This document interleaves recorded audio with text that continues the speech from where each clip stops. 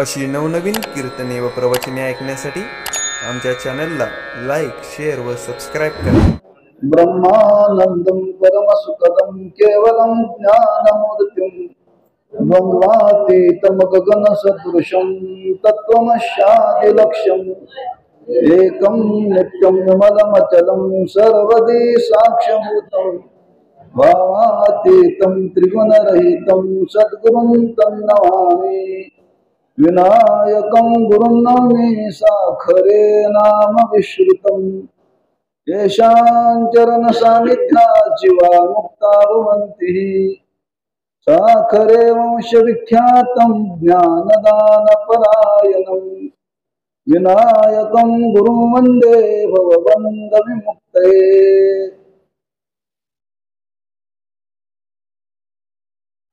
यद्यदाचरति श्रेष्ठ तत्तदेवेतरो जनः सयत् प्रमाणं कुरुते लोकस्तदनु वर्तते.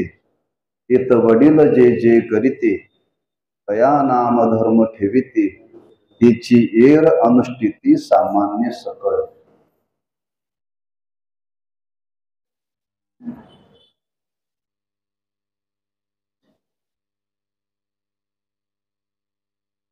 ग्रंथराज ज्ञानेश्वरी अध्याय तिसऱ्या अध्यायातील श्लोकावरती ज्ञानोबांनी केलेलं वर्णन आहे. वडील कोणाला म्हणतात? मानवी जीवनामध्ये, सामाजिक जीवनामध्ये, कौटुंबिक जीवनामध्ये वडिलांचं काय श्रेष्ठत्व आहे ते श्रेष्ठत्व या उभीतून ज्ञानोबा समाजाच्या समोर प्रगट करतायत. आज वैकुंठवासी हरिभक्तीपरायण बाळासाहेब मित्र त्यांना सर्व मामा म्हणायचे. त्यांचा आज प्रथम पुण्यस्मरण आपल्या भारतीय संस्कृतीमध्ये, वैदिक धर्मामध्ये जो श्राद्ध विधी सांगितलेला आहे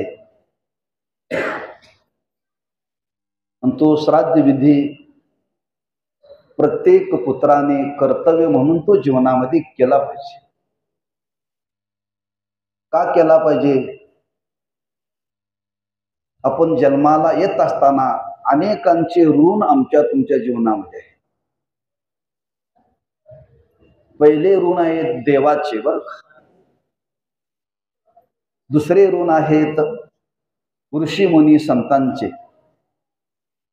आणि तिसरे ऋण आहेत जन्मदात्या मायबापांचे.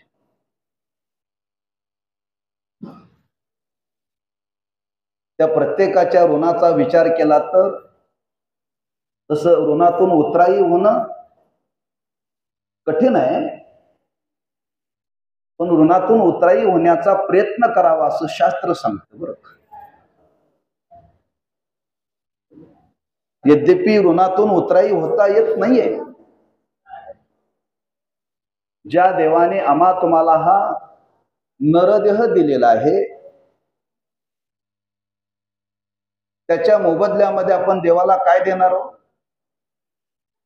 संतांनी वर्णन केले, जेने हा जीव दिला दान तयाचे करीन चिंतन जगज्जीवन नारायण गायीन गुण तयाचे. त्या भगवंताने हा नरदेह आपल्याला विकत दिलाय का फुकट दिलाय? मोफत दिलाय. मोबदला काही नाहीये. या शरीरातला एखादा इंद्रिय जर गेला तर तो बसवण्याकरता डॉक्टर पैसे घेतो. किडनी गेलेली आहे, एका किडनीची किंमत किती आहे? एका इंद्रियाचा विचार करा. असा हा मौल्यवान देह ज्या देवाने दिला, मोबदल्या वाचून दिला, ऋण आहेत ऋण त्याचे. काय देणार त्याला आपण मोबदल्यामध्ये? काहीही देऊ शकत नाही. एकच, तयाचे भजन चुकू नको, त्याला विसरू नका. ज्या देवाने हा देह दिला त्या देवाला कधी विसरू नये. त्याच्या ऋणातून उतराई होता येत नाही, म्हणून देवाला कधी विसरू नका. देवाशी वैरत्व कधी धारण करू नका. प्रत्येकाचं कर्तव्य आहे, त्या देवाचं प्रत्येक जीवावरती ऋण आहे. दुसरा विचार मांडला, जन्माला आल्यानंतर या देहाची, या जीवाची, या जगाची ओळख करून दिली. कोणी दिली? प्राध्यापकाने, कुलगुरूने नाही, संतांनी, गुरुनी, ऋषीमुनीने. जो निर्देह प्राप्त झाला, प्राप्त झाल्यानंतर ओळख करून दिली बरं का तुम्हाला.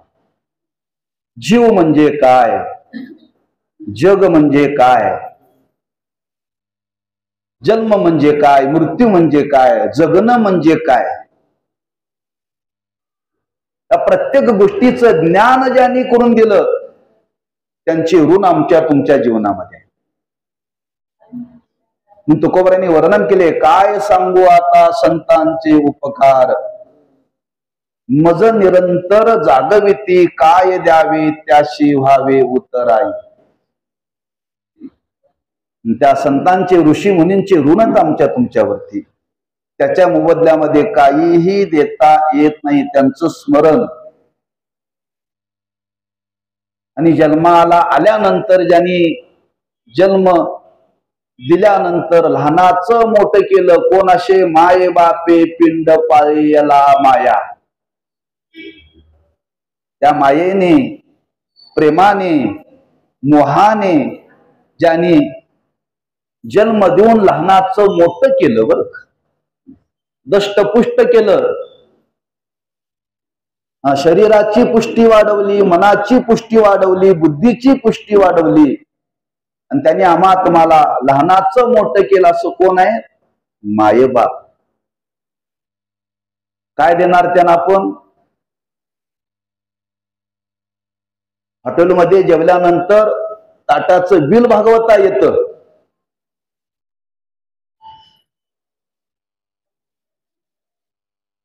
पण ज्या आईनं दूध पाजवून लहानाचं मोठं केलं तिचं बिल भागवता येतं.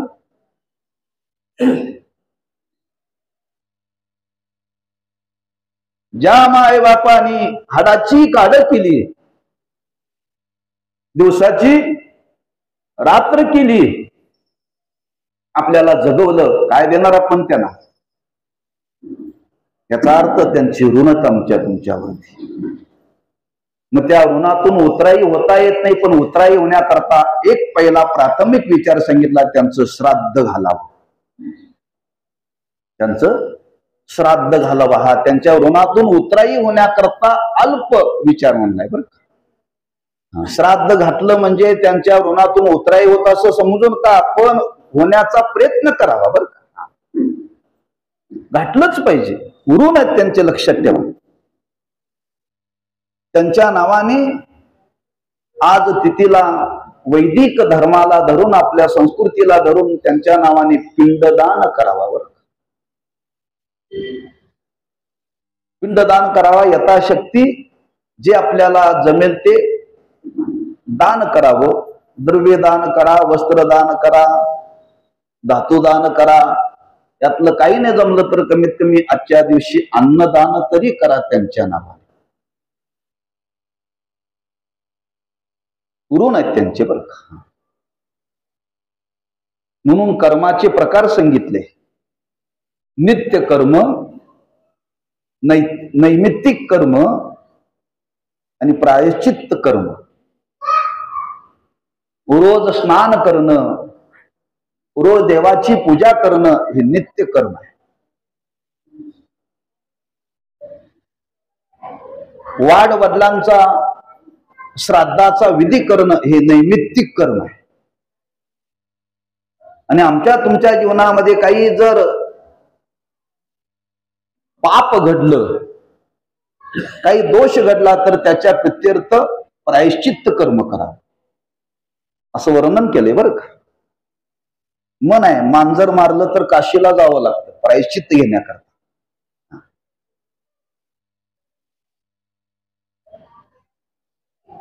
संन्याशाने जर धनाला स्पर्श केला तर त्याला प्रायश्चित्त कर्म करावं लागतं. त्या धनाचा त्याग करून 3 दिवस उपवास करावा लागतो बरं का. हे प्रायश्चित्त कर्म आहे. तसं नित्य कर्म, नैमित्तिक कर्म आणि प्रायश्चित्त कर्म, त्या नित्य कर्मामध्ये पुन्हा 2 सकाम आणि निष्काम सांगितले बरं का. त्या कर्मापैकी आजचा विचार आहे नैमित्तिक कर्म. श्राद्ध म्हणजे नैमित्तिक आहे, ते रोज नाही, वर्षातून एकदा बरं का. वर्षातून एकदा. कुठपर्यंत घालायचं? लोक विचारतात कुठपर्यंत श्राद्ध घालायचं. आमचे गुरुजी म्हणायचे, ज्या दिवशी लग्न होतं, लग्न केल्यानंतर तुम्ही नवऱ्याला विचारता का किती दिवस मला सांभाळणार म्हणून? मरेपर्यंत. तसं पुत्राचं कर्तव्य आहे नैमित्तिक कर्म, जोपर्यंत आपण हयात आहे तोपर्यंत त्यांनी वडिलाचं श्राद्ध घातलंच पाहिजे. नैमित्तिक आहे. कुणी म्हणेल अहो जग आज सुधारलेलं आहे, आज लोक चंद्रावरती चालले, तरी तुम्ही अजून लोकांना सांगताय मेलेल्या व्यक्तीच्या नावाने श्राद्ध घाला म्हणून. लोक आपल्याला मागासलेले म्हणतात बरं. पण रामायणामध्ये प्रसंग आहे, प्रभू रामचंद्र वनवासाला गेले आणि वनवासाला गेल्यानंतर राजा दशरथ स्वर्गवासी झाले. जवळजवळ 12 वर्षाचा कालावधी होता. प्रभू रामचंद्र वनवासात,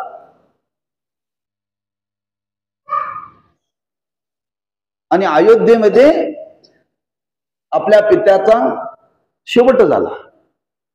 जोपर्यंत प्रभू रामचंद्र वनवासामध्ये होते ते दरवर्षी पित्याचं श्राद्ध वनवासात घालत होते. लक्षात ठेवा. प्रभू रामचंद्र देव कर्तुम अकर्तुम अन्यथा कर्तुम शक्ती ज्याच्या जवळ आहे, असा प्रभू रामचंद्र सुद्धा, त्यांनी सुद्धा वनवासात असताना पित्याचं श्राद्ध घातलंय. रामायणामध्ये उल्लेख आहे. देवाचा बाप मेल्यानंतर जर देव श्राद्ध घालतो तर आम्ही तुम्ही इसमे काय दर्या आम्ही कसकस, आम्ही तुम्ही घालाय नको. देवाला घालायची गरज नाही, पण ते नैमित्तिक कर्म ऋणातून उतराई होण्याकरता पुत्राने घातलंच पाहिजे. विधेय लक्षात ठेवा. मी रामायणातला दाखला दिलाय. माझ्या बोलण्यावरती विश्वास नसेल तर रामायण पहा, आणि पाहायला वेळ नसेल तर माझ्यावरती विश्वास ठेवा. कुठल्या अध्यायात म्हणलं तर तुम्हाला मी सांगेन, त्याचा खुलासा देईन. त्याचा अर्थ हे नैमित्तिक कर्म आहे. का घालावं? एक ऋणातून उतराई होण्याकरता घालावं. आणि दुसरा त्याचा विचार मांडलेला आहे, त्यांच्या नावाने हे श्रद्धेनं जर आपण नैमित्तिक कर्म केलं तर करणाऱ्याच्या अंतःकरणाची शुद्धी होते. अंतःकरणाची शुद्धी होते. लक्षात ठेवा. तुम्ही बघा, आपल्याला काही प्रसंगामध्ये याची जाणीव होते. व्यवहारामध्ये काही व्यवहार करत असताना प्रतिबंध निर्माण होतात. एवढा प्रतिबंध निर्माण होतात, कोणतंही कार्य व्यवहारातलं सिद्धीला जात नाही. तेव्हा माणसं भटजीकडे जातात. म्हणले कुठलंच कार्य सिद्धी जात नाही, काय दोष असेल तर आमच्या कुंडलीमध्ये बघा.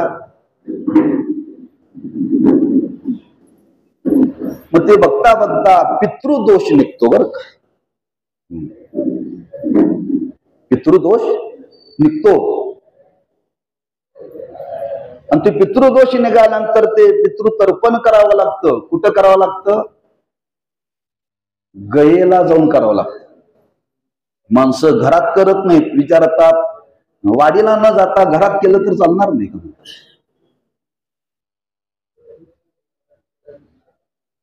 आपल्या घरामध्ये एखादी व्यक्ती वडील वारलेले आहे आणि त्याचं तुम्ही जर श्राद्ध घालत नसाल तर त्याला पितृदोष म्हणतात. परिणाम आपलं कार्य यशस्वी होत नाही. तुम्हाला प्रसंग सांगतो घडलेला. लातूर जिल्ह्यामध्ये एक आमचे गुरुबंधू आहेत. त्यांच्या जीवनामध्ये असा प्रसंग घडला. त्यांची आई आणि त्यांची वहिनी शेतामध्ये काम करत होती. दुपारची वेळ होती. 8-9 वर्षाची मुलगी गवताच्या कुपीमध्ये झोपली होती. उन्हाची वेळ होती आणि अचानक त्या गवताच्या कुपीला आग लागली. आग लागली. उन्हाचे दिवस होते. धावा धाव करूपर्यंत उन्हाचा कडाका असल्यामुळं त्यामध्ये ती मुलगी भाजून मेली. कसं काय घडलं घडाय नको होतं. चर्चा सुरू झाली आणि योगायोगाने ते आमचे गुरुबंधू आळंदीला आले. आळंदीला आल्यानंतर काशीचे शास्त्री आमच्या आश्रमामध्ये आले होते आणि त्यांना भेटण्याकरता म्हणजे महाराज तुम्ही पण बरोबर चला म्हणे. आम्ही गेलो. त्यांच्याशी चर्चा केली. चर्चा करत असताना हा सगळा घडलेला प्रसंग त्यांना सांगितला. त्यांनी हा प्रसंग सांगितल्यानंतर त्या शास्त्री महाराजांनी प्रश्न विचारला, तुमच्या घरामध्ये कोणी वारलेला आहे आणि त्याचं तुम्ही कधी श्राद्ध घालत नाही असं कोण आहे का तुमच्या घरामध्ये? त्या मुलांनी सांगितलं, आमची आत्या लग्न झाल्यानंतर काही वर्षांनी ती नांदायला गेली नाही.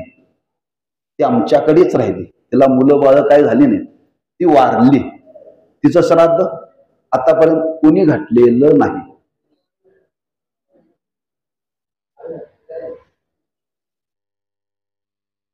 ठीक आहे. हा प्रसंग घडण्याच्या आदल्या दिवशी त्या मुलीच्या आईला स्वप्न पडलं होतं का म्हणे? असं स्वप्न पडलं होतं का? एक बाई तिच्या स्वप्नामध्ये आली आणि ती काहीतरी मागत्या. हो म्हणजे स्वप्न पडलं होतं. तीच आतापर्यंत जिला तुम्ही शांत केलं नाही तीच स्वप्नामध्ये आली. तीच हिला घेऊन गेली म्हणजे. हा पितृदोष आहे का? पितरांची शांती तुम्ही केलेली नाही. मग काय करायला पाहिजे? तुमचे वडील, वडिलांचे भाऊ, चुलते सगळ्यांनी गयेला गेलं पाहिजे आणि गयेला जाऊन त्याची शांती घातली पाहिजे. या गोष्टीला झाली 10 वर्ष, अजून गयेला कोणी त्यांच्यातलं गेलेलं नाही.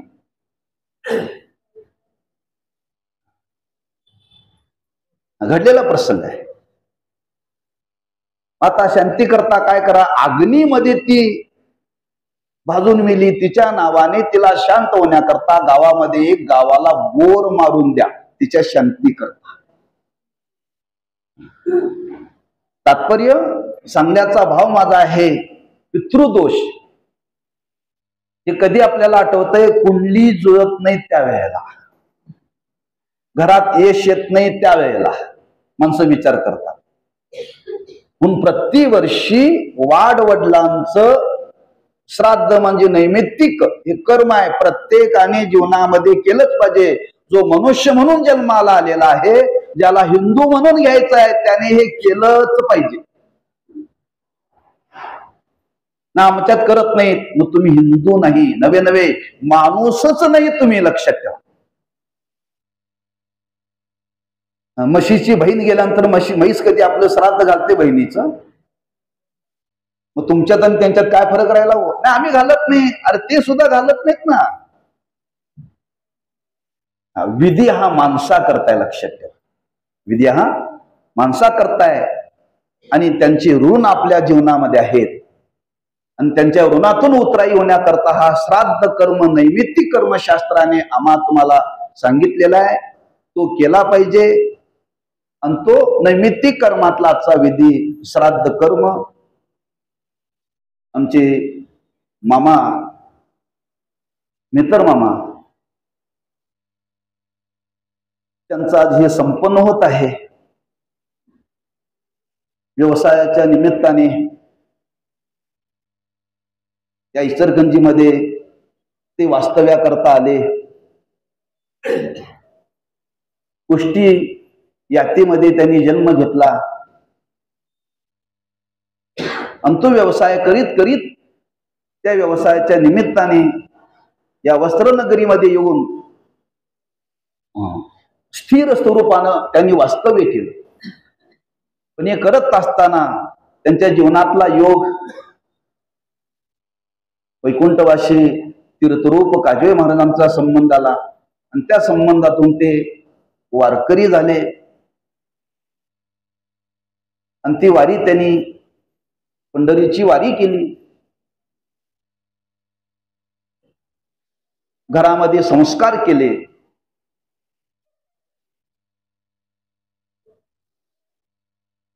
त्यांनी घरातल्या माणसांना संस्काराने घडवलं बरं का. संपत्तीने माणसं संपन्न होतात, पण त्या संपत्ती बरोबर संस्काराने माणसं घडली पाहिजेत.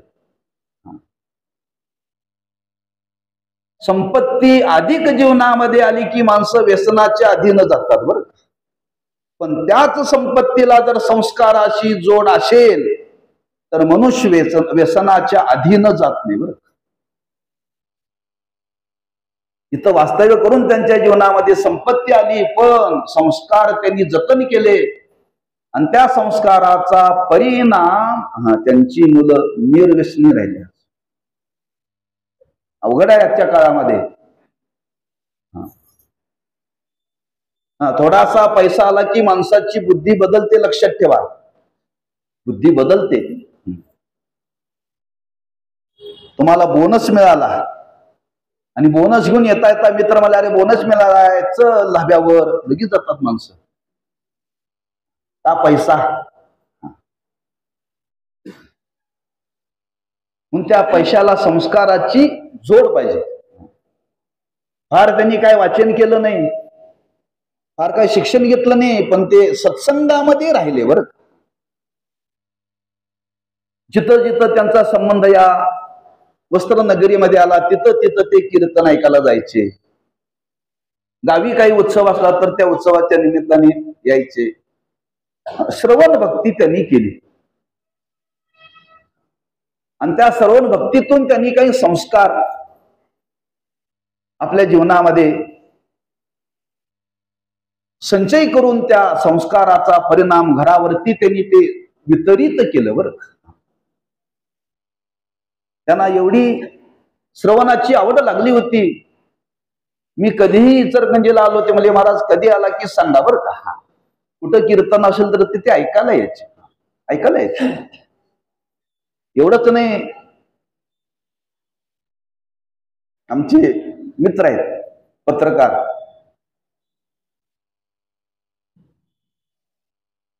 शाहीर माने. आमच्या भागातला कुठलाही कार्यक्रम आमचा झाला की ते पेपरमध्ये देतात. ते महासत्तामध्ये वाचलं की कातरण काढून ठेवायचं आणि सांगायचं बघा परवा हे पेपरमध्ये बातमी आली बरं का, मी काढून ठेवले. ते काढून दिलेली काय अशी वर्षाची मला द्यायची बरं का.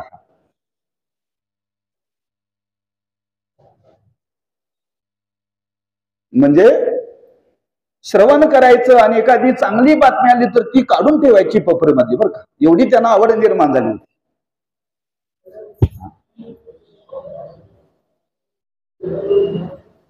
आणि अशा पद्धतीनं ते जीवन जगत असताना त्यांच्या जीवनातला नेहमी मला गुण घेण्यासारखा आहे.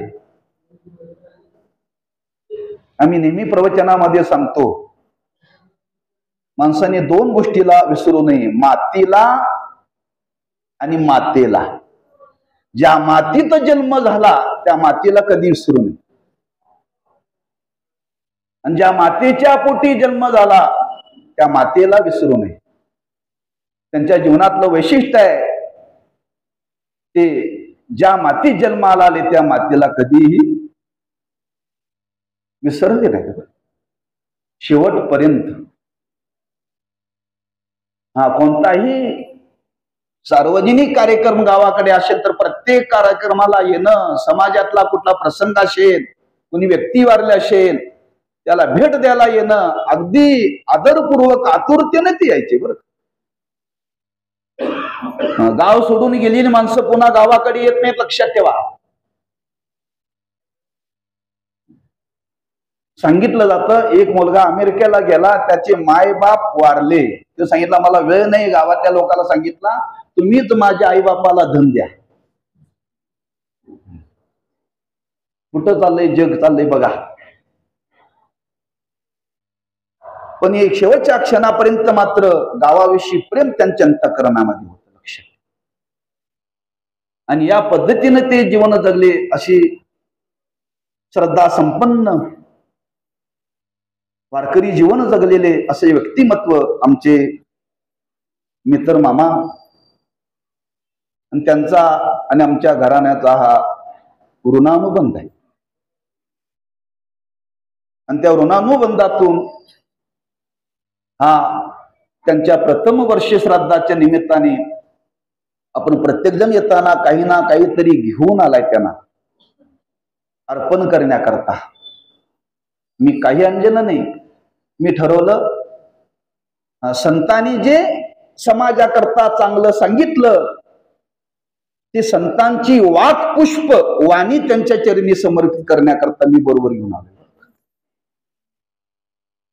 व्यक्तीच्या जीवनातले चांगले गुण आहेत आणि त्या चांगल्या गुणाचा संग्रह संतांनी केलाय वाङ्मयामध्ये. जो संतांनी चांगला गुण आपल्या वाङ्मयामध्ये वर्णन केला तोच वर्णन त्या संतांच्या शब्दातून आज वर्णन करणं हे वाक्पुष्प त्यांना आज ते समर्पण करायचं श्रेष्ठ आहे. कारण नैसर्गिक फुलाचा हार घातलेला तासाभराने माणसं सोडून देतात नदीला, पण त्यांच्या नावाने संतांच्या मुखातून आलेले शब्द हे वर्षभर आपल्या अंतःकरणामध्ये राहतात, लक्षात. हे वाक्पुष्प आहे, संतांच्या मुखातून निघालेले आहेत. व्यक्तीच्या जीवनामध्ये काही सद्गुण आहेत, त्या सद्गुणाचं वर्णन साधू संतांनी केलेलं आहे. आणि ते वाक्पुष्प आज त्यांच्या चरणी समर्पण करण्याची संधी आपल्याला आज प्राप्त झालेली आहे. आपला हा एक योग आहे. त्या निमित्ताने ज्ञानोबाराय आम्हा तुम्हाला समज देतात. बाबांनो, आपण जन्माला आलो, जन्माला येत असताना आपल्या जीवनामध्ये काही वडील लोकांचा संबंध आला. वडील लोकांचा संबंध आला. वडील कोणाला म्हणतात? आम्हा तुम्हाला एवढंच माहित आहे, ज्यांनी जन्म दिला त्याला वडील म्हणतात. त्याच्या पलीकडे काय माहिती नाही. त्याच्या पलीकडे माहिती असेल तर थोडं जे वयानं मोठे त्यांना वडील म्हणतात. पण ज्ञानोबांनी तिन्ही वडिलांचं वर्णन केले बरं का. जयाचे आयुष्य 10 कोटी होय, बळ प्रज्ञा जिरोनी जाय, तया ते नमस्कारी ती पाय वडील म्हणून. ज्यांचं आयुष्य वाढलेलं आहे, बुद्धी आता कमी झालेली आहे, मंद झालेली आहे, विस्मरण झालेलं आहे, शरीरामध्ये अशक्तपणा आलेला आहे, बळ प्रज्ञा जिरोनी जाय. शरीरामध्ये बळ राहिलेलं नाही, स्मृती राहिलेली नाही, आयुष्य आता शेवटाला आलेला आहे. लोक त्याला म्हणतात ते वडील आहेत बरं का, पाया पडायच्या. नमस्कारी ती पाय वडील म्हणून.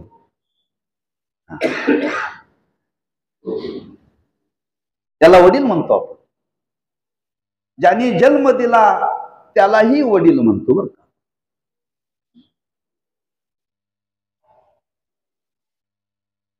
आणि ज्यांनी आमच्या तुमच्या करता एक समाजामध्ये आदर्श निर्माण केला त्यालाही वडील म्हणतात बरं का.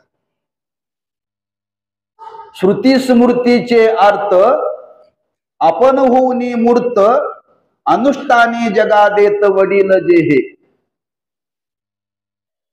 वर्णन केले ज्ञानोबा. आणि तेच वर्णन करताना इथं ज्ञानोबाराय वर्णन करतात, देत वडील जे जे करीती, तया नाम धर्मो ठेवीती, येर सामान्य आचरती सकळ. त्या वडिलावरती आपली श्रद्धा आहे. त्या वडिलांनी आमच्या तुमच्या करता काही मिळवून ठेवलेलं आहे, त्या गोष्टी आपण जीवनामध्ये जतन केल्या पाहिजेत. बरं, तुकोबाराय म्हणतात, माझ्या वडिलाची मिराशी गा देवा, तुझी चरण सेवा पांडुरंगा. आमच्या वाडवडिलांनी आमच्या करता काही वतन निर्माण करून ठेवले आणि ते आम्ही सांभाळायचं ठरवलंय. बरं का, माझ्या वडिलाची मिराशी गा देवा, मिराशी म्हणजे वतनदारी, ते आम्ही आज जतन करतोय. तुकोबाराय म्हणतात, तसं आपणही जे वाडवडिलांनी आमच्या तुमच्या करता निर्माण केले ते प्रत्येकाने जतन केलं पाहिजे. बरं, जतन केलं पाहिजे. मी नेहमी विचार सांगत असतो, जीवनामध्ये काही नवीन निर्माण करताल तर करू नका, आपण वाडवडिलांनी मिळवलेलं गमवू नका. आपल्याला पुरुषार्थ जीवनामध्ये करताल तर करू नका, पण वडिलांनी मिळवलेला पुरुषार्थ त्याचं नाव जाणार नाही याची तरी लाज कुठंतरी ठेवा.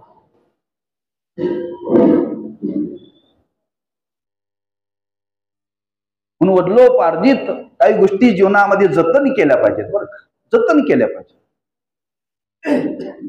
आपल्याकडे बघा, थोर थोर मंडळी होऊन गेली, त्यांच्या गोष्टी आहेत. स्वर्गीय महात्मा गांधीजी, त्यांची काटे आहे. जी थोर मंडळी होऊन गेली त्यांची काठी जतन करून ठेवल्या. हो, काय आपल्याला फायदा त्याचा काय आहे? ती आपल्याला काठी वापरता येईल. अरे या काठीच्या आधाराने त्यांनी समाजाची सेवा केली. लक्षात ठेवा, समाजाची सेवा केली. चालता येत नव्हतं, पण म्हातारपणी चालण्याकरता आधार लागतो काठीचा. काही माणसं चालता येत म्हणून जात नाहीत, पण चालता येत नाही म्हणून काही माणसं काठीचा आधार घेऊन कार्य करतात समाजाकरता. बरं, तसं त्या वाडवडिलांनी आमच्या तुमच्या करता काही गोष्टी निर्माण केल्या. काय गोष्टी निर्माण केल्या? ज्ञानोबा सांगतात, फार सुंदर विचार सांगतात की त्यांनी आपल्या जीवनामध्ये आपला सदाचार जतन केला, सदाचार ठेवला. बरं, आणि तो सदाचार म्हणजेच आमच्या तुमच्या जीवनातला धर्म आहे. वडील जे जे करीती तया नाम धर्म ठेवीती. आम्हाला धर्म म्हणजे काही माहिती नाहीये, अधर्म म्हणजे काही माहिती नाही. मग आमचे वडील असे वागत होते म्हणून आम्ही वागतोय, आमचे वडील तिकडं जात नव्हते म्हणून आम्ही तिकडं जात नाही का? ते वागत होते चांगलं, त्याला धर्म मानला, आणि ज्याचा त्यांनी तिरस्कार केला त्याला अधर्म मानला. याच्या पलीकडे आम्हाला काही माहिती नाही. लक्षात, म्हणजे वाडवडिलांनी जीवनामध्ये काही चांगल्या गोष्टी जतन केल्या. आम्ही तुम्ही शास्त्र शिकण्याकरता गेलो नाही, फक्त ते वागले, ते वागलेलं बघूनच आम्ही वागायला लागलो. हा धर्म आहे त्यांच्या जीवनात. तया नाम धर्म ठेवीती, त्याला सदाचार म्हणतात. बरं, म्हणजे जगामध्ये वडील मंडळी होऊन गेली, त्यांनी सदाचाराच्या द्वारे जगाला घडवलं. बरं, सदाचाराच्या द्वारे जगाला घडवलं. त्यांना माहिती आहे माणसाचा स्वभाव आहे अनुकरण प्रिय. तुम्ही आजही याचं निरीक्षण करा, शिकलेल्या लोकांनी निरीक्षण करा, अडाण्या लोकांनी निरीक्षण करा, अगदी बारकाव्याने निरीक्षण करा. बरं,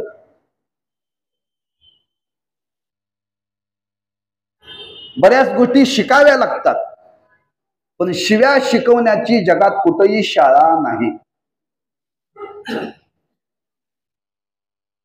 खोटं बोलण्याची शाळा कुठेही जगात नाही.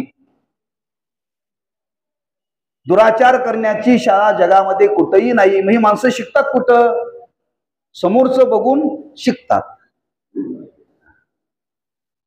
आपल्या घरातली वडीलधारी मंडळी जर काही दुर्व्यसन करत असेल तर तेच बघून ती मुलं करतात.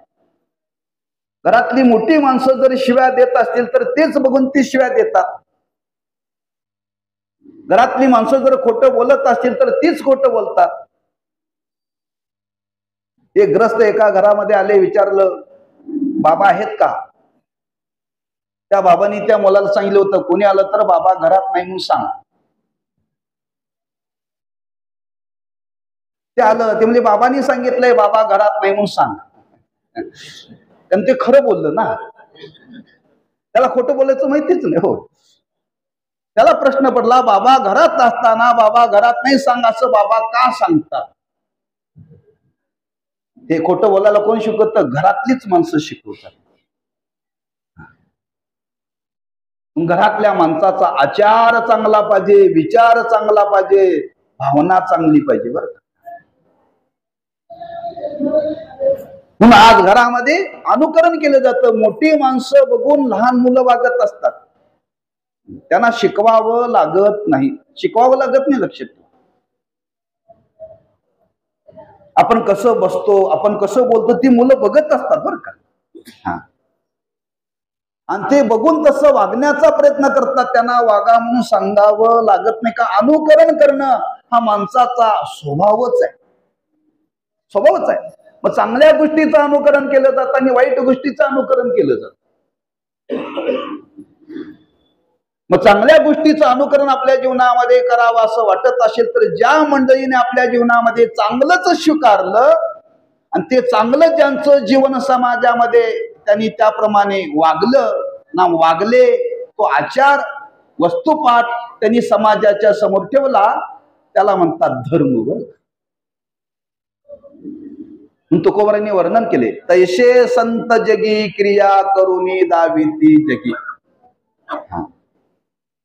फार सुंदर रूपाने वर्णन केले. तुकाराम महाराजांनी दृष्टांत दिलाय. लहान मुलाला चालवण्याकरता शिकवत असताना आई शिकवते पाय कसा टाकावा. बाळकाचे चाली, त्या लहान मुलाला चालता यावं म्हणून ती पाय उचलून टाकते. हो, का? ते चालायला शिकावं म्हणून. एरवी जर आई जर चालायला लागली तर भरभर भरभर चालते, पण त्या मुलाला शिकवण्याकरता मुलाच्या पावलाने चालते. का? त्याला ते संस्कार व्हावेत. अशा अनेक गोष्टी ज्यांनी आचार जीवनातून समाजाच्या समोर प्रगट केल्या. त्याच्यामध्ये संत आले, ऋषी मुनी आले, जन्म देणारे मायेबाप आले. त्यांनी आपला आचार शुद्ध समाजाच्या समोर ठेवला आणि त्या आचारालाच धर्म मानून जी आज समाजामध्ये माणसं वागायला लागली, त्यांच्या जीवनाचं कल्याण झालं. त्यांच्या जीवनाचं कल्याण झालं. लक्षात ठेवा. म्हणून इथं ज्ञानोबा इथं वर्णन करतात, त्या वाडवडिलांच्या वागण्यावरती आमचा तुमचा किती विश्वास आहे. तया नाम धर्मो मानेती. येत वडील जे जे करीते, जे जे वडिलांनी केलं चांगलं त्यालाच धर्म मानून आज समाज वागला जातो. पुढच्या पिढ्याने पिढ्या तयार होत्या. लक्षात. पण चांगलं स्वीकारायचं आहे, वाईट नाही. बरं का? चांगलं.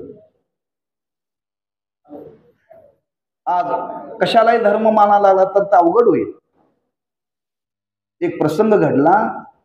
एक वारकरी मनुष्य भजनातला चांगला, मुलाचं लग्न ठरलं. आता लग्नाचा कार्यक्रम ठरला. त्या लग्नाच्या आदल्या दिवशी मुलगा म्हटला, बाबा आपली परंपरा आहे, 4 पायाचं दिल्याशिवाय लग्न करता येत नाही. बाप म्हटला लग्न करायचं नाही. तो म्हणला तू घरात राहू नकोस.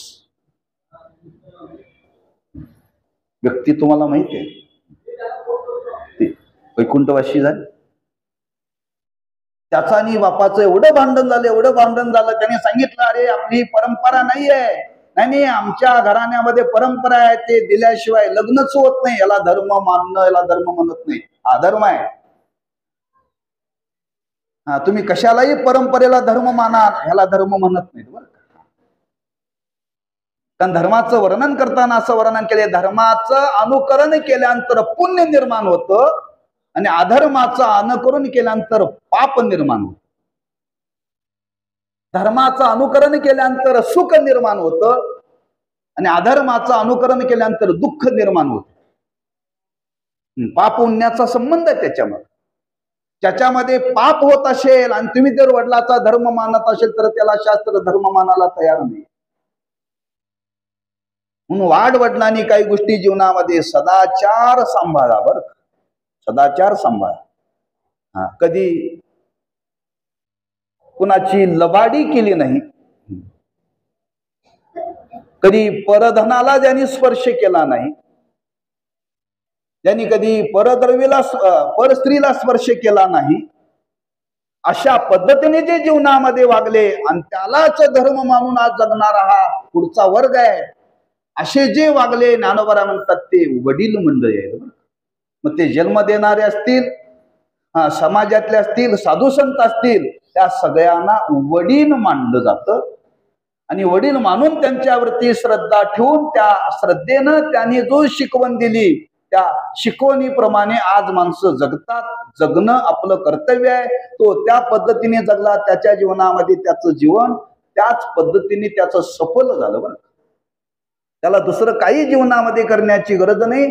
जे वाडवडिलांनी आपल्या जीवनामध्ये जी दिली शिकवण चांगली आहे, त्या शिकवणीला धरून जर तुम्ही जीवनामध्ये व्यवहार केला तर आपल्या जीवनामध्ये निश्चित आपलं कल्याण होईल. असं सामर्थ्य ज्यांच्या वागण्यामध्ये आहे, अशा वडिलांचा धर्म मानून जीवनामध्ये आपण जगण्याचा जीवनामध्ये प्रयत्न करावा. ती श्रेष्ठ मंडळी आपल्या जीवनामध्ये ही करत असतात. त्याचा विचार मांडलेला आहे. काही थोर मंडळीला आपल्या जीवनामध्ये कर्तव्यपूर्ती झाल्यानंतर लोकसंग्रहा करता कर्म करावं लागतं. आपण पंढरपूरला गेलो. पंढरपूरला गेल्यानंतर काय सांगितलं? चंद्रभागेचं स्नान, कथा आणि भगवंताचं दर्शन. ते मला माझं दर्शन झालं. बरं, तो म्हणला अहो माझं दर्शन झालं नाही, मला तुम्ही दर्शनाला नाही. आणि माझं झालं, आता तुमचं तुम्ही बघा. आपलं दर्शन झालेलं आहे. आपलं दर्शन झाल्यानंतर सुद्धा त्याचं दर्शन करून घेण्याकरता तो प्रयत्न करतो, तो देवापर्यंत नेतो. याला म्हणतात लोकसंग्रह. त्याला जायची गरज नाहीये. ज्ञानेश्वर महाराजांना पंढरपूरला जायची गरज नाहीये. पण त्यांना वाटलं लोक जर पंढरपूरला जावं असं वाटत असेल तर आपण पंढरपूरला गेलं पाहिजे.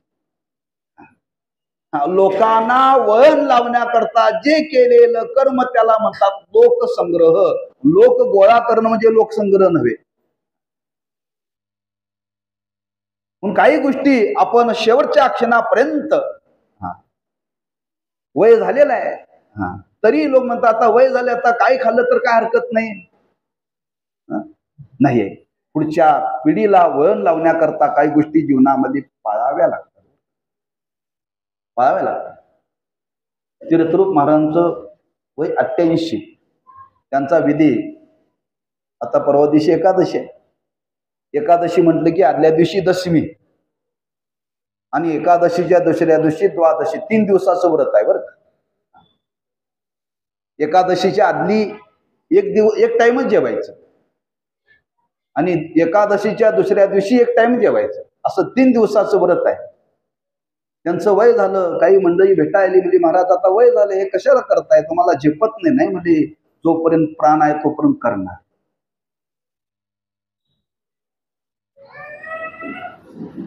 शेवटच्या दिवशी दवाखान्यातला प्रसंग आहे. ऍडमिट केलं गणेश चतुर्थीला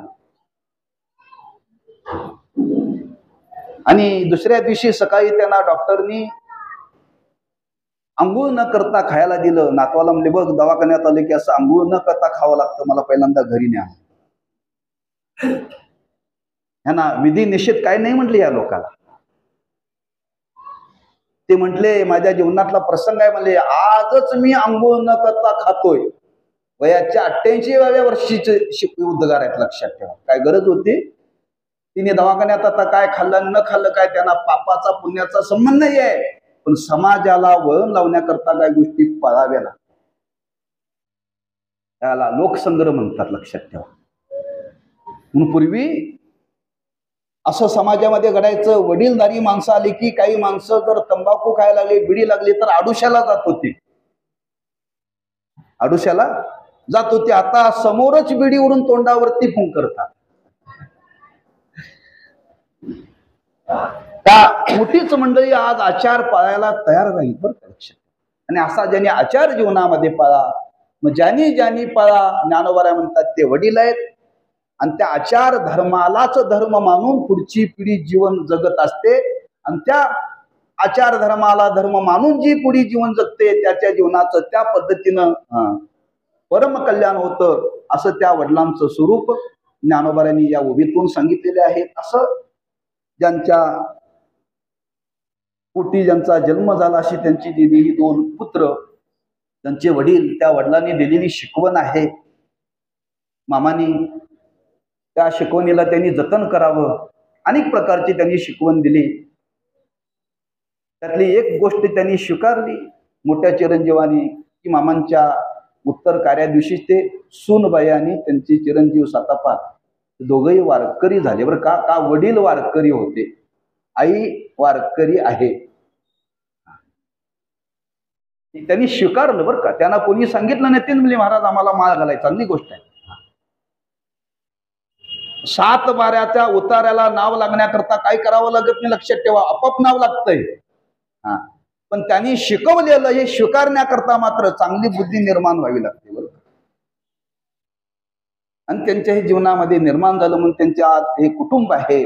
त्यांच्या संस्काराने ही वारीची परंपरा आणि निर्व्यसनी असं हे घरानं, शाकाहारी घरानं, अशी त्यांच्या घराण्यामध्ये आज त्यांनी केलेली वाटचाल, ते संस्कार त्यांच्या जीवनामध्ये झाले. असेच उत्तर त्यांनी दिलेले संस्कार त्यांनी जतन करावेत आणि आपल्या घराण्याचं, आपल्या वाडवडिलांचं नाव राखावं. अधिक काय जीवनामध्ये करताल तर करावं, पण त्यांनी दिलेलं मात्र जीवनामध्ये शेवटच्या क्षणापर्यंत जतन करण्याचा प्रयत्न करावा. हीच आज त्या भगवंताच्या चरणी प्रार्थना करायची आहे. आणि त्यांच्या निमित्ताने आजचा हा सेवेचा योग, तेव्हा ही वाक्पुष्प मला मामांच्या चरणी समर्पित करायची आहे आणि सेवेला पूर्णविराम द्यायचा आहे. पुंडलिक वरदारी विठ्ठल श्री ज्ञानदेव तुकाराम.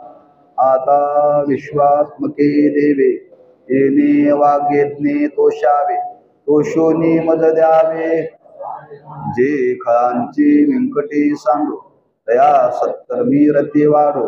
भूता परस्परे पडो, दुरिताचे तिमिर जावो. विश्व स्वधर्म सूर्य पाहो, जो जे वांछिल तो ते लाभो. प्राणी जात वर्षत सकळ मंगळी, ईश्वर निष्ठांची मांद्याई. अनवरत भूमंडळी भेटतो या भूता. चला कल्पतुरचे आरव, चेतना चिंतामणीचे गाव. बोलते जे अर्णव पियुषाचे, चंद्रमेचे आलांचन. मार्तंड जे तापहीन, ते सर्वायी सदा सज्जन. सोयरे होतू किंबहुना सर्व सुखी, पूर्ण होवनी तिही लोकी. भजे जो आदी पुरुखे, आणि ग्रंथोपजीविये. विशेषी लोकी ये, दृष्टादृष्ट विजय. येत मने श्री विश्वेश्वरावो, हा होईल दान पसावो. येणे वरे ज्ञान देवो सुखिया झाला. येणे वरे ज्ञान देवो, येणे वरे ज्ञान देवो. सर्वत्र सुखिना संतो, सर्वे संतो निरामया. सर्वे भद्राणि पश्यन्तु, मां कश्चित् दुःखमाप्नुयात्. ओम पूर्णमिदं पूर्णमदः पूर्णात् पूर्णमुदच्यते, पूर्णस्य पूर्णमादाय पूर्णमेवावशिष्यते.